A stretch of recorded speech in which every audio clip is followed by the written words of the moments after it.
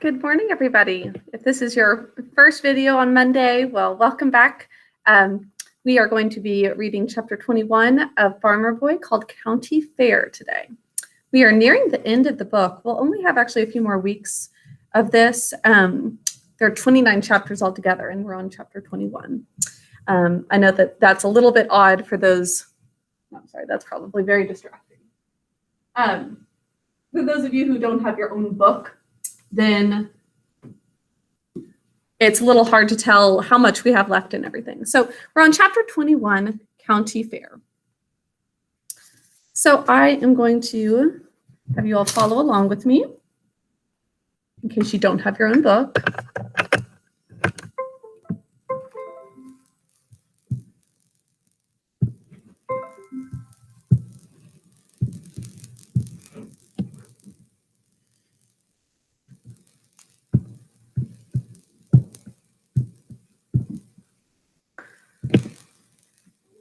Okay, so I know we talked a little bit about this in, I forget if it was the 8:30 or 11:30 class, but maybe some of you have been to a county fair before and you'd know that there are like rides and they've got different food available, and there's also generally animals and crops that have been submitted for judging. So that's what we're going to see in this chapter. They all go to the county fair. We heard that that was going to happen at the end of the last chapter.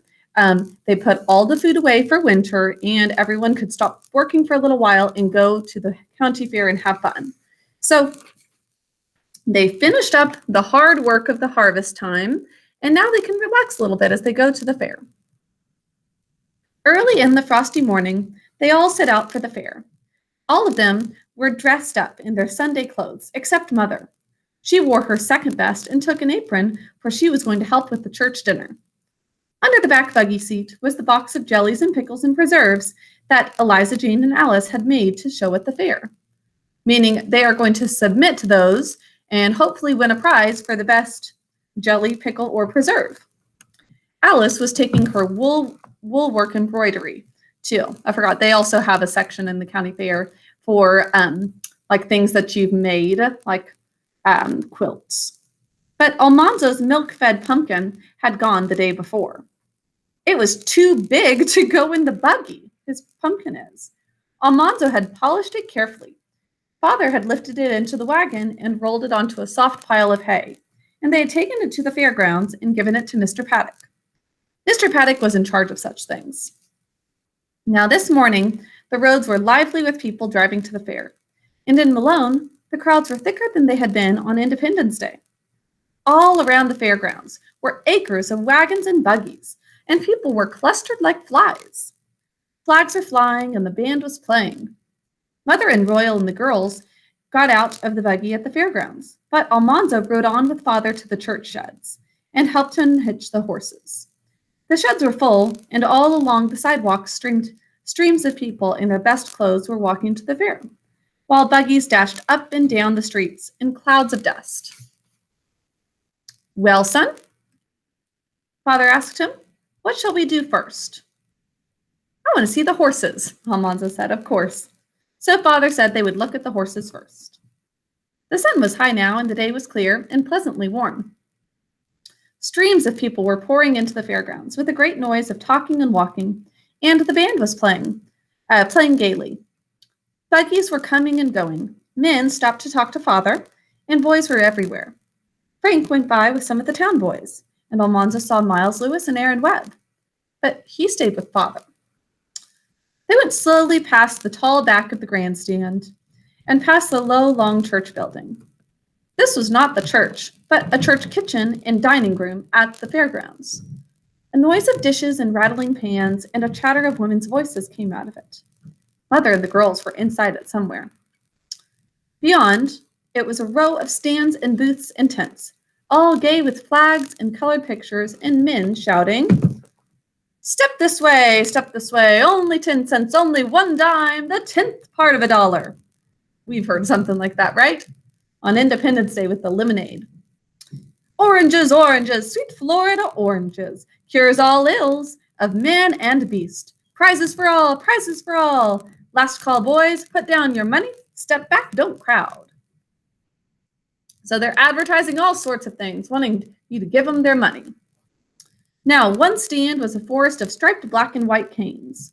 If you could throw a ring over a cane, the man would give it to you.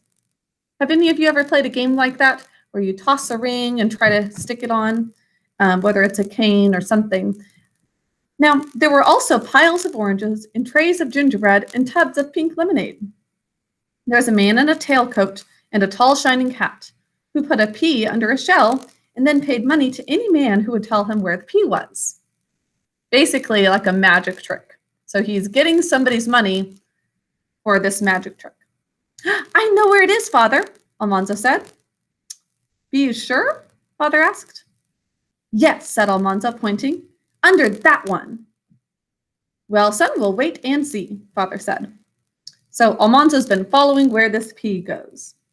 Just then, a man pushed through the crowd and laid down a $5 bill. Oh my goodness, $5?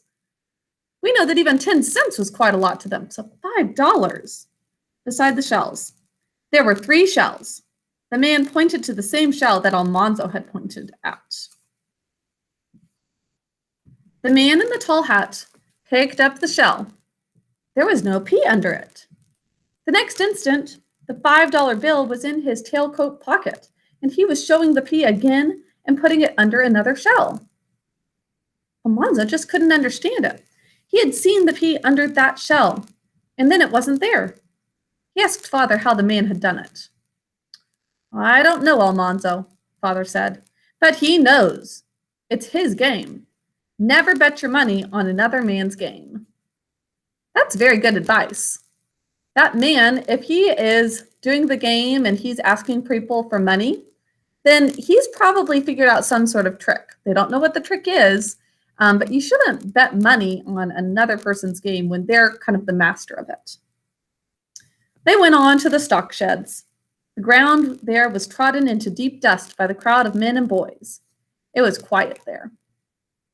Almanzo and Father looked for a long time at the beautiful bay and brown and chestnut Morgan horses. That's a specific type of horse, with their flat, slender legs and small, neat feet. The Morgans tossed their small heads and their eyes were soft and bright. Almanzo looked at them all carefully, and not one was a better horse than the colts Father had sold last fall. Then he and Father looked at the thoroughbreds, with their longer bodies and thinner necks and slim haunches. The thoroughbreds were nervous. Their ears quivered and their eyes showed the whites. They looked faster than the Morgans, but not so steady. Can you picture them? So the Morgan is very nice, has slender legs, but it's kind of smaller. And the thoroughbred is taller and longer and looks faster. Now beyond them were 3 large speckled gray horses. Their haunches were round and hard. Their necks were thick and their legs were heavy. Long bushy hair hid their big feet. So hair covers the hooves. Their heads were massive. Their eyes were quiet and kind. Almanzo had never seen anything like them. Father said they were Belgians. They came from a country called Belgium in Europe. Belgium was next to France, and the French had brought such horses in ships to Canada.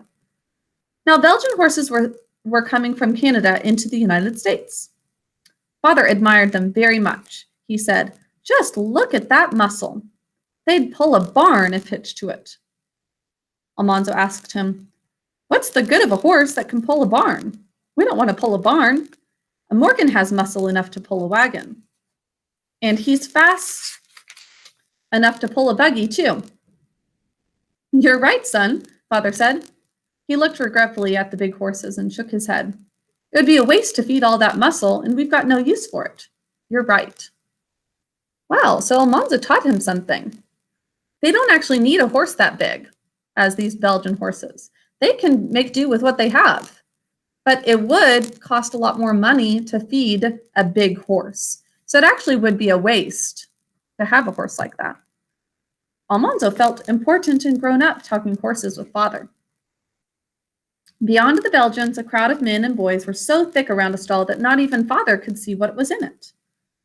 Almanzo left Father and wriggled and squeezed between the legs until he came to the bars of the stall. Inside it were two black creatures. He had never seen anything like them. They were something like horses, but they were not horses. Their tails were bare, with only a bunch of hair at the tip. Their short, bristly manes stood up straight and stiff. Their ears were like rabbits' ears. Those long ears stood up above their long, gaunt faces, and while Almanzo stared, one of those creatures pointed its ears at him and stretched out its neck. Close to Almanzo's bulging eyes, its nose wrinkled and its lips curled back from long, yellow teeth. Almanzo couldn't move. Slowly, the creature opened its long, fanged mouth, and out of its throat came a squawking roar. Ee-aw, hee-aw! Almanzo yelled, and he turned and butted and clawed and fought through the crowd toward Father. The next thing he knew, he reached Father, and everybody was laughing at him. Only Father did not laugh. It's only a half-breed, son, Father said. The first mule you ever saw. You're not the only one that was scared either, said Father, looking around at the crowd. Almanzo felt better when he saw the colts. Actually, I'm going to stop there for a minute. I want to show you some of the pictures of these horses they're talking about and this mule. Now, a mule, as it says, is a half-breed. It's half horse and half donkey. That's why it has kind of a donkey sound. I'll go ahead and start with that one to show you the mule.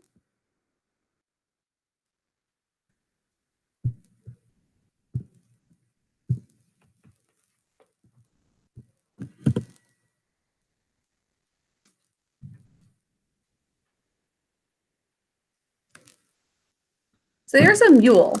You know how they were saying it has kind of like rabbit ears, really tall, and they definitely sound different. Here's a horse in comparison. So horse, donkey, mule. The mule is a combination of the two. Donkeys are cheaper, and so mules are not, basically they're cheaper than getting a horse, but it's got some of the good qualities of a horse. Okay, and then next I was going to show the Morgan horses they talked about. That was the first one that was a little stockier. That's what they have a lot of.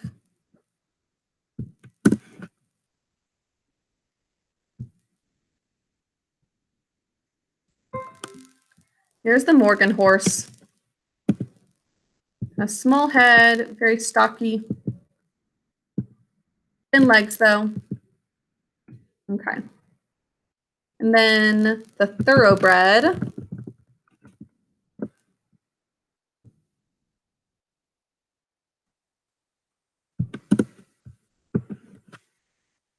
Here's a thoroughbred. Longer and leaner and faster, but maybe not as steady. And then finally, Belgian horse. Here's the Belgian horse. Really, really big. This is the one that Father was saying would pull a whole barn, but it would actually be a waste to have a horse as big as this because they don't actually need it to haul something so big. Okay, so that's just good images of what kind of horses they're talking about.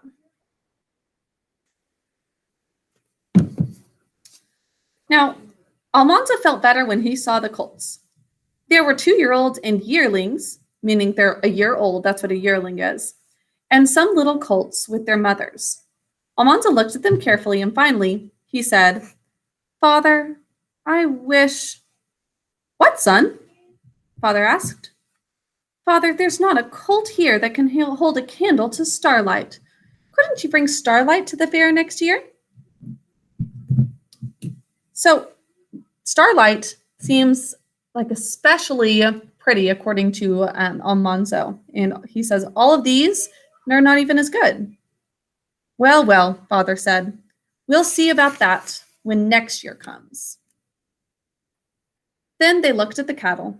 There were fawn-colored Guernseys and Jerseys that come from islands named Guernsey and Jersey, near the coast of France. So those are 2 types of cows. They looked at the bright red Devons and the gray Durhams that come from England. They looked at young steers and yearlings, and some were finer than Star and Bright. They looked at the sturdy, powerful yoke oxen, too. All the time, Almanzo was thinking that if only Father would bring Starlight to the fair, Starlight would be sure to take a prize. And it's quite possible that that's right. So, but he just says, be patient, Almanzo, maybe next year. Then they looked at the big Chester white hogs and the smoother, smaller black Berkshire hogs. Almanzo's pig Lucy was a Chester white, but he decided that someday he would have a Berkshire too. They looked at merino sheep next, like Father's, with their wrinkled skins and short, fine wool, and they looked at the larger Cotswold sheep, whose wool is longer but coarse. Father was satisfied with his merinos. He would rather raise less wool of finer quality for Mother to weave. So his merinos don't have as much wool, but it's better. And these Cotswolds have more wool, but it's not as nice actually to wear. Now, by this time it was noon, and Almanzo had not seen his pumpkin yet, but he was hungry, so they went to dinner. The church dining room was already crowded. Every place at the long table was taken, and Eliza Jane and Alice were hurrying with the other girls who were bringing loaded plates from the kitchen.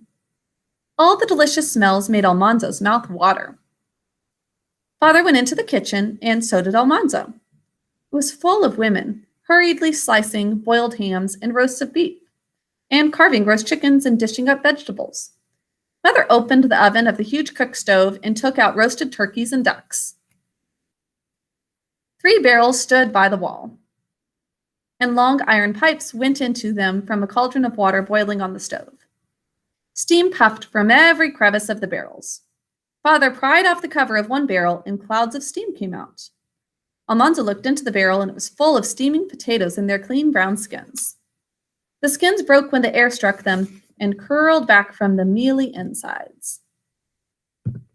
All around Almanzo were cakes and pies of every kind, and he was so hungry he could have eaten them all, but he dared not touch even a crumb. At last, he and Father got places at the long table in the dining room. Everyone was merry, talking and laughing, but Almanzo simply ate. He ate ham and chicken and turkey, cranberry jelly. He ate potatoes and gravy, succotash, baked beans and boiled beans and onions, and white bread and rye and Injun bread and sweet pickles and jams and preserves. Wow. Then he drew a long breath, and he ate pie. When he began to eat pie, he wished he had eaten nothing else. He ate a piece of pumpkin pie and a piece of custard pie, and he ate almost a piece of vinegar pie. Oh, that's the only one that does not sound good. He tried a piece of mince pie, but could not finish it. Wow, this is way more than anybody should ever have, don't you think? But he is a growing boy. He just couldn't do it.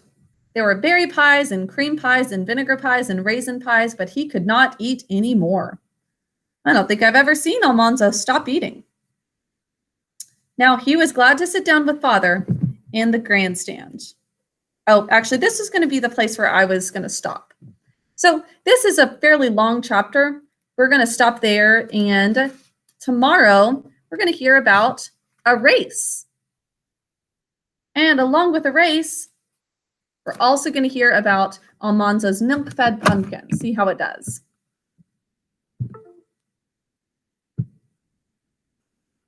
But that's all for today in our reading. I'll have some questions for you to answer to go along with this chapter.